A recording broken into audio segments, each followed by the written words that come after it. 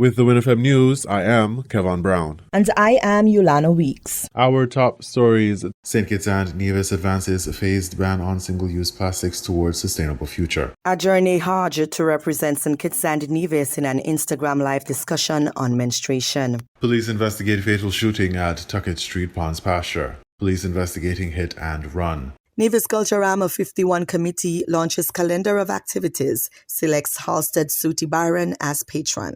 Ministry of Tourism hosts Royal Caribbean Group for strategic visit to St. Kitts. St. Lucia Prime Minister frames upcoming election as a choice between progress and political deceit. Grenada Prime Minister supports transition from Privy Council despite past referendum defeats. Internationally, Trump blocks Harvard's ability to enroll international students. Now, the details. The Honourable Dr. Joel Clark, Minister of Sustainable Development, Environment and Climate Action and Constituency Empowerment, recently provided a comprehensive update on the ongoing implementation of the Plastic Waste Reduction Act 2025, detailing the Federation's phased approach to banning single-use plastics. Minister Clark outlined the initiative's timeline. Since December 2024, our Federation has been actively enforcing a phased ban on single-use plastics. We have successfully completed the first phase, which included the ban on the importation and sale of t-shirt plastic shopping bags, and are now well into phase 2, which targets the ban on styrofoam containers, egg crates, and plastic straws. The importation of these Phase 2 items was officially banned on April 30th, 2025, and distribution and sale will be prohibited effective July 31st, 2025. According to Dr. Clark, collaboration with the Customs and Excise Department and analysis from shipping data reveal encouraging signs of compliance. Feedback shared by the Customs and Excise Department and the information obtained from shipping data indicates a significant reduction in the importation of banned items, which is a positive indication of growing compliance and behavioral change among businesses and consumers. This also signals to us that the national momentum for responsible consumption and production, SDG 12, is increasing and will continue to do so as we progress. The minister reassured the government's support for this environmental transition remains steadfast, emphasizing opportunities for local businesses amid the changes. Our local businesses can still enjoy duty-free concessions on the importation of environmentally friendly alternatives processed under Customs Procedure Code F21. She said, underscoring the efforts to ease the shift towards sustainability without compromising economic vitality. Highlighting lessons learned from regional counterparts, Dr. Clark stressed the measures taken to ensure the integrity of this initiative. As one of the last nations in the region to implement a ban of this nature, St. Kitts and Nevis has benefited from observing the best practices of our regional counterparts. To this end, we instituted a licensing system to address greenwashing, which refers to the misrepresentation of non-compliant products as biodegradable. She clarified the regulations concerning alternative products, urging adherence to rigorous standards. We advise that all alternatives being sourced and imported meet the local standards of compliance as set out by the Bureau of Standards. In this regard, the new system of operation requires that importers of bioplastics must obtain a license from the Department of Environment. Importers of other suitable alternatives such as paper, bamboo, and wood products can do so without a license and will still enjoy duty-free concessions. In accordance with the Act, all t-shirt plastic bags, including bioplastics, are banned. The Department of Environment has taken a proactive role in informing stakeholders. The Department of Environment has been proactive in directly disseminating this information through consultations and direct correspondences to small businesses and food establishments, and will continue its stakeholder engagement to clarify regulatory requirements. Additionally, a close partnership among the Department of Environment, the Customs and Excise Department, and the Bureau of Standards is instrumental in enforcement efforts. Verification, spot checks, and compliance monitoring are already underway to ensure that only certified alternatives are entering our ports and markets. Public education continues to be a strong pillar of this campaign. We continue to invest in advancing public education and awareness on the importance of the ban and our vision for a single-use, plastic-free St. Kitts and Nevis, while equally preparing to ramp up enforcement efforts in the coming months. For clarity, the minister reiterated the key dates of the ban's phased implementation. Plastic t-shirt bags, importation banned since December 31, 2024. Ban on the sale and distribution, March 31, 2025. Styrofoam food containers, egg crates. Importation banned April 30, 2025. Plastic straws, importation ban April 30, 2025. Sale and distribution ban for styrofoam, egg crates, and plastic straws, July 31, 2025. Beyond mere regulation, the initiative embodies a cultural shift in environmental stewardship. This initiative has never been solely about the regulation, but transformation in keeping with the mandate of our Sustainable Island State agenda. It is my hope that the progress we achieve through the success of the single-use plastic ban creates a cultural shift in the way our people perceive waste, how we choose to consume and dispose of materials, and how we treat our natural environment. Dr. Clark expressed gratitude for the broad community's support and partnership. I sincerely thank the people of St. Kitts and Nevis for their cooperation and compliance. The members of the business community for their growing commitment to the pursuit of a more sustainable future for St. Kitts and Nevis through the use of safer, greener alternatives, and a special thank you to our students and young people whose brilliance and curiosity as our future environmental stewards extends accountability from the schoolyard to their very homes. Acknowledging the collaborative effort of the government and civic bodies, she extended special thanks to our partners, the Department of Environment for leading the charge, and the Department of Environment Nevis for supporting, the Customs and Excise Department for supporting inspections and border control, the St. Kitts and Nevis Bureau of Standards for ensuring product quality and verification, the Chamber of Industry and Commerce and Small Business Sector for their continued engagement and cooperation. In closing, Minister Clark made an earnest appeal urging continued commitment to compliance and patience amid change. I want to appeal to businesses to remain compliant, and I encourage the public to continue being patient and engaged during this period of transition and transformation. We are taking these steps together to support not just the environmental protection of our beautiful country, but also the protection of our health, our economy, and our international credibility. The Honourable Dr. Joyelle Clark, Minister of Sustainable Development, Environment and Climate Action and Constituency Empowerment.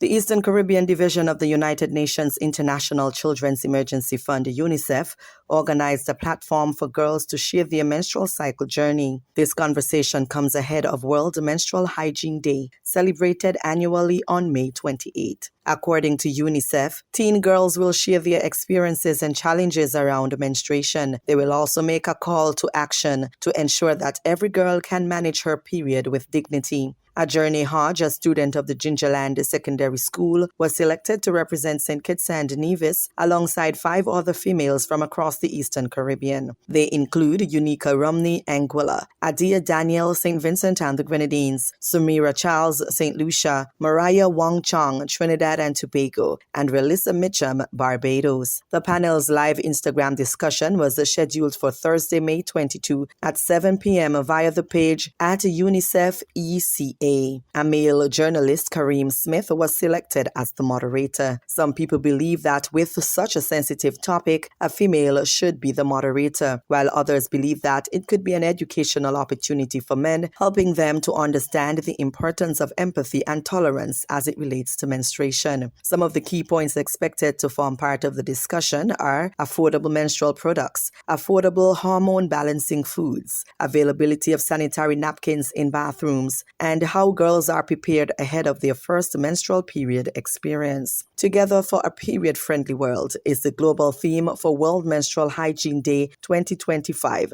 The theme is dedicated to tackling period poverty and challenging menstrual stigma. World Menstrual Hygiene Day was established to promote menstrual health and hygiene and to safeguard human rights.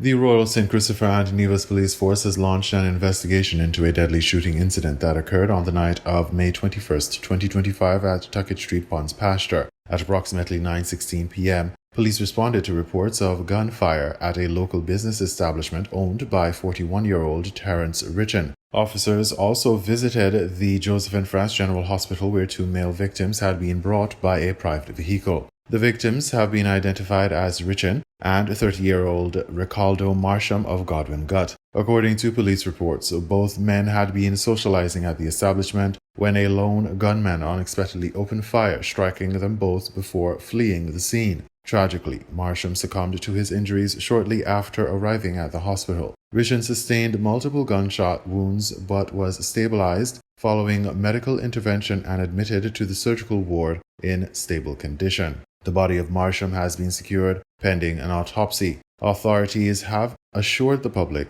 that all available investigative resources are being deployed to identify and prosecute the perpetrator of this grievous act. The police are urging members of the public with any information related to the incident to come forward and assist investigators in their work. This incident adds to the concerns regarding violent crime within the Federation. The Federation has seen several months of a reduction of violent crimes, including gun-related crimes. However, this shooting underscores the urgent need for continued community cooperation and law enforcement vigilance. Further updates will be provided as more details become available. The Royal St. Christopher and Nevis Police Force is currently investigating an incident involving Ike Tross, who sustained injuries in an apparent road traffic accident. Regrettably, Tross later succumbed to his injuries while receiving medical treatment at the Joseph and France General Hospital. The incident occurred around 11 p.m. on 21st May 2025 at Wade's Garden. The authorities have not yet identified the driver involved at the time of reporting. The police are appealing to the public for any information that may assist in the investigation. More on this as information becomes available. The Nevis Culturama Festival Committee kicked off the momentum for Culturama 51, selling a festival that ranged from electrifying soca teasers to unforgettable parades, high-energy competitions, and cultural showcases. The Nevis Culturama Festival, coined as the Caribbean's greatest summer lime, is slated for June 6 to August 5, 2025. The pre-activities for Culturama 51 run from June 6 to July 23 and will feature soca teasers, bar crawls, and the reveal of senior pageant contestants. A variety of fringe activities were confirmed for Culturama 51. They include Heatwave Wet Fete on July 12, Tropics on July 26, 5-in-1 Wet Fete on August 2, and horseback racing on August 3, among other events. The marquee events on the lineup span July 24 to August 5, beginning with the official opening of the festival. The Miss Culture Swimwear and Mr. Cool contest were scheduled for July 27, 2025. On July 29, the Mr. and Miss Talented Youth Pageant will be held at the Nidax Cultural Complex. The Soca Manak contest and the TDC Kaisu competition will be held on July 31 and August 1 respectively, and the highly anticipated Emancipation Juve Jump Up was scheduled for August 4, 2025. The full calendar of activities for Culturama 51 was posted on the official Facebook page, Nevis Culturama Festival. Meanwhile, a culture enthusiast and pioneer, Mr. Halstead Suti Byron, was selected as the Nevis Culturama 51 patron. The festival's committee hailed him as a cultural warrior, educator, and keeper of Nevisian tradition. Mr. Byron's legacy involves decades of work in heritage, youth empowerment, and community development. The Nevis Culturama Festival was established in the summer of 1974 by the Nevis Dramatic and Cultural Society, NEDAX. Over the years, it has continuously evolved into one of the region's premier summer events. At a media launch on May 20, Swain Evelyn, chairperson of the Culturama 51 committee, gave an overview of the festival, its purpose, and its offerings. It's a celebration of heritage, showcasing traditional folk arts, and is held on Emancipation Day weekend. The goal then was to revive and preserve Nevisian traditions as they were declining. Over the years, we have realized the evolution of culture, even while our traditions remain the same.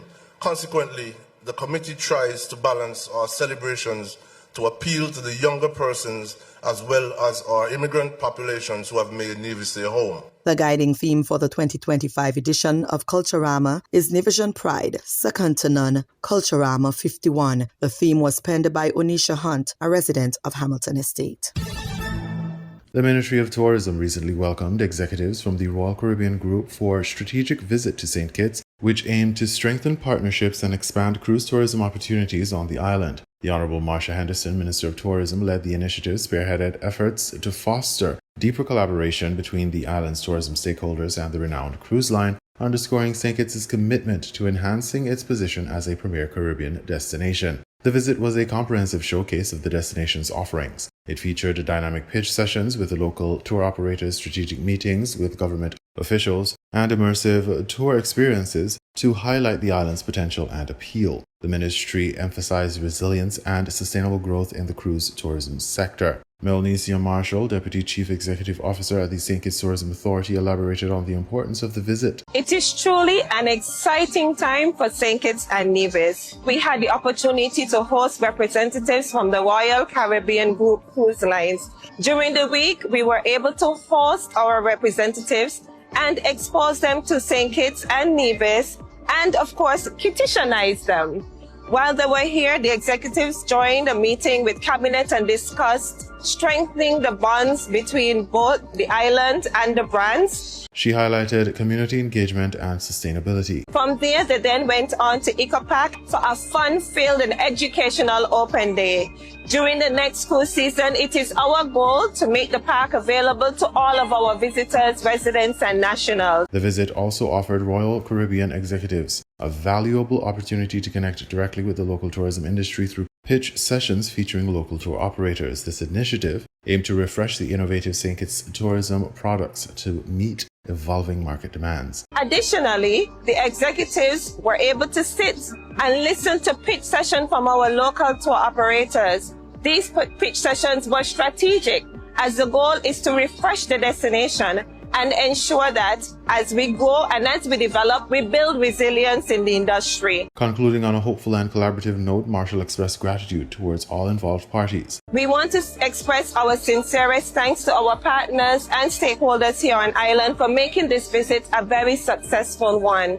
And to our cruise executives, we know that this is only the beginning of a future that is bright for both St. Kitts and Royal Caribbean. The strategic engagement underscores St. Kitts and Nevis' ambition to leverage strong partnerships for sustainable growth in cruise tourism. This will ultimately benefit the island's economy and community through enhanced connectivity and enriched visitor experiences.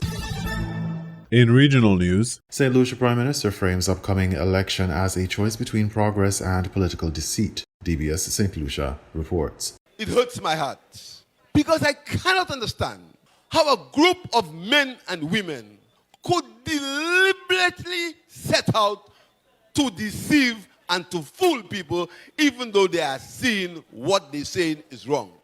Prime Minister Philip J. Pierre has begun shaping the narrative ahead of the next general elections, framing the upcoming contest as a defining choice for St. Lucians. Speaking at the SLP's Town Hall Tuesday event in Micoud North, Pierre declared that voters will be deciding between the path of continued progress under the SLP or, as he put it, a return to deceit and lies under the opposition United Workers' Party. Emphasizing the stakes, he noted that the election is not merely about personalities or promises, but about competing values, styles of governance, and long-term vision for the country. In this election, it's going to be the fight of good against evil. It's going to be a fight for people who love St. Lucia and for people who hate St. Lucia. It's going to be a fight between people who will join with any other person to destroy St. Lucia and against people who will join with investors to improve St. Lucia. That's the fight. It's going to be a fight between truth and lies. It's going to be a fight between deceit and honesty. It's going to be a fight between men and women of goodwill and men and women who are opportunists. Echoing the theme of values-based leadership, Pierre encouraged St. Lucians to remain vigilant and to safeguard the progress already made under the SLP administration. I urge you to keep your eyes on the prize. Keep your eyes on the prize, because you have to secure the victory for yourself and for your children. For the DBS News World, Zane Romulus reporting. Grenada Prime Minister supports transition from Privy Council despite past referendum defeats. Grenada Broadcasting Network has that story. Prime Minister Deacon Mitchell has expressed his support for removing the London-based Judicial Committee of the Privy Council as Grenada's final court of appeal. His position comes despite two previous public referendums that rejected efforts to adopt the Caribbean Court of Justice, or CCJ, as the country's highest appellate body. I do think we should do away with the British Privy Council. And I'm hesitating to say that in the next term we will do a referendum. We've had two referenda on this matter, and they failed. I think it will require significant educating of the public first, and it would have to be a process that all of the political parties agree and support. If it becomes marred in partisanship, then I am not so sure that it will be successful. The Prime Minister has pointed out that the majority of legal matters coming out of Grenada, both civil and criminal, are already being adjudicated by the Eastern Caribbean Court of Appeal. It is very, very expensive to go to the Privy Council, and as a result, in reality, the Eastern Caribbean Court of Appeal almost acts as our final court of appeal, because I think studies will show that in 150 years, I'm not even sure if 10 matters from Grenada have ever gone to the Privy Council. So that means the percentage of cases that actually ever go is very small. So in effect, it's the Court of Appeal of the Eastern Caribbean that is determining most civil and criminal matters that come out of not just Grenada, but the entire Eastern Caribbean. And certainly after 50 years of independence in Grenada's case, I see no superiority in the judgments that emanate from the Privy Council over the judgments that emanate from our Eastern Caribbean Supreme Court. Grenada has made two attempts in recent years to formally replace the Privy Council with the CCJ through constitutional reform. The first attempt was made in November 2016 as part of a broader referendum that proposed several constitutional amendments, including replacing the Privy Council. The measure was defeated with 12,434 votes cast against it and 9,492 in favor. A second referendum was held on November 6, 2018. This time, the focus was specifically on replacing the Privy Council with the CCJ. The results closely mirrored the 2016 outcome. 12,133 voted against the proposal, while 9,846 supported it. Voter turnout was low, with only about 28% of the electorate participating. Reporting for GBN News, Beverly Telesford. We now bring you these international reports. The Trump administration has blocked one of the world's top universities from being able to enroll international students. The Department of Homeland Security confirmed the restrictions placed on Harvard University on Thursday. It also means thousands of existing foreign students must transfer and leave the school. Harvard says the move to block foreign students is unlawful. Let's bring in Kimberly Halkett. Kimberly, so you're in Washington, D.C. We've got to put context around this. There's been this ongoing fight between Trump and all sorts of beacons of the liberal establishment. Harvard is one of those, one of the best-known universities in the world. And this fight has been ongoing between them. It used to be about taxes and their tax system. Now he's saying you can't get students from abroad. Tell us what you know. Yeah. Well, Harvard is one of the oldest, and we should point out, one of the wealthiest of the so-called Ivy League schools in the United States. So a degree from one of these schools is highly coveted. But you're right. The Trump administration has been clamping down hard on this college as well as Columbia University. And it has to do a lot with some of the sort of what the administration says is anti-Semitism that exists on the campuses. And that really seems to be the spark that kind of ignited this. The president put in place a joint task force at the start of his administration to address anti-Semitism. But opponents of some of the moves by the Trump administration essentially say what this task force evolved into was everything from clamping down on hiring practices to curriculum changes. And now the latest announcement from the Department of Homeland Security is this canceling of the student foreign exchange visitor program. And the reason for this that's being given by the Department of Homeland Security is that the school was warned that they were to supply information about students that had been participating in what they call anti-Semitic activities on campus, that they were supposed to supply this information to the government. When this was not supplied, and this was requested back in April, the Department of Homeland Security said it would take action, and this is the action that is being taken. The university was warned in advance that this program could be revoked, and now this is what we are seeing happening. And very quickly, I should point out, again, as you mentioned, this isn't the first sort of friction point between Harvard and the Trump administration. It's actually a long list of criticisms that have sort of gone back and forth with the Trump administration, even Donald Trump himself saying that these campuses are really sort of a fomenting of anti-Trump ideology, as well as even communism and other allegations.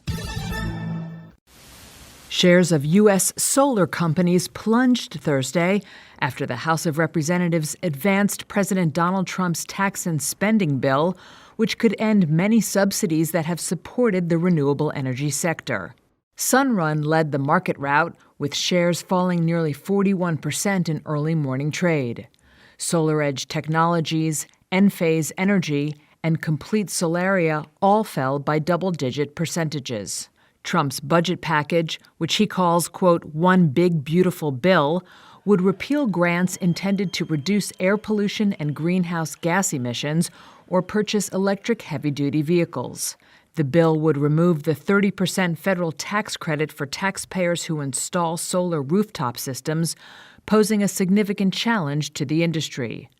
A Raymond James analyst told Reuters that although green energy firms were already anticipating the gradual phase-out of wind and solar tax credits, the new version of the bill accelerates this timeline. Stakeholders now turn their attention to the Senate, where the bill is headed next, hoping it will reverse many of the clean energy budget cuts and incentives. Israel allowed some trucks carrying flour, baby food and other life essentials into Gaza on Thursday, but nowhere near enough to meet the desperate need caused by an 11-week blockade. That's according to Palestinian aid networks, the United Nations and aid agencies, as Israel comes under increasing pressure and experts warn of famine.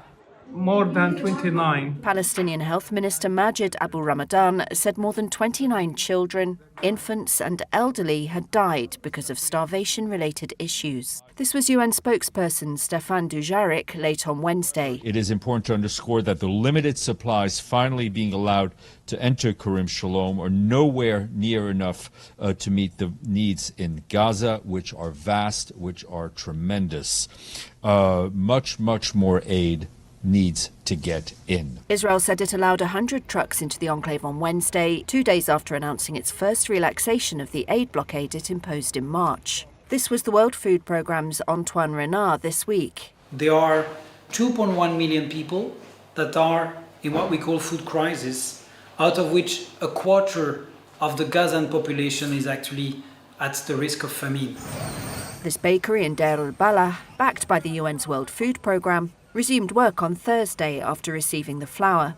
But as the first aid arrived, Israeli military strikes on Gaza killed at least 35 Palestinians across the enclave on Thursday, local health authorities said. Israeli Prime Minister Benjamin Netanyahu said on Wednesday the war in Gaza would continue until Hamas was disarmed and the Palestinian enclave was under Israeli military control.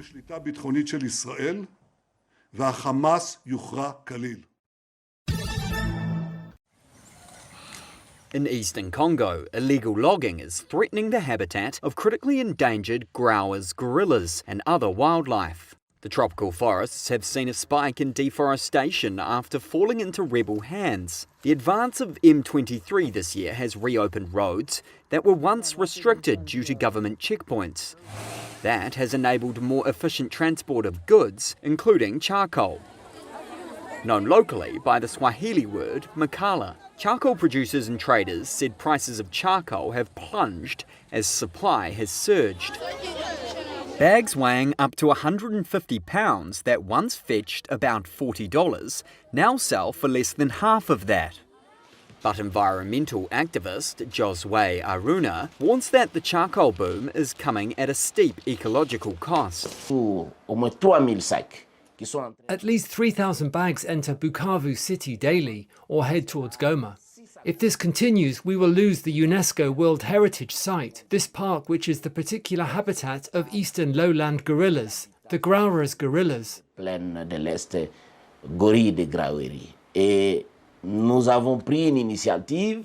We took the initiative to contact them through an advocacy note addressed to the authorities in North Kivu and South Kivu. We asked them to become more involved because if the situation continues this way, we risk losing Kahuzi-Biega National Park. The Kahuzi-Biega National Park is a UNESCO World Heritage Site. It is home to one of the last groups of eastern lowland gorillas. There were nearly 17,000 of them in the mid-1990s, according to the World Wide Fund. But scientists estimate that the population has more than halved since then. Environmental groups have appealed to M23 authorities to take action before the species faces an irreversible decline. You were listening to the WINN FM 98.9 newscast. Our top stories were St. Kitts and Nevis advances phased ban on single-use plastics towards sustainable future. A journey Hajj to represent St. Kitts and Nevis in an Instagram live discussion on menstruation. Police investigate fatal shooting at Tuckett Street Ponds Pasture. Police investigating hit and run. Nevis Culturama 51 committee launches calendar of activities, selects Halstead Sooty Byron as patron. Ministry of Tourism hosts Royal Caribbean Group for strategic visit to St. Kitts. St. Lucia Prime Minister frames upcoming election as a choice between progress and political deceit. Grenada Prime Minister supports transition from Privy Council despite past referendum defeats. Internationally, Trump blocks Harvard's ability to enroll international students. Thank you for listening.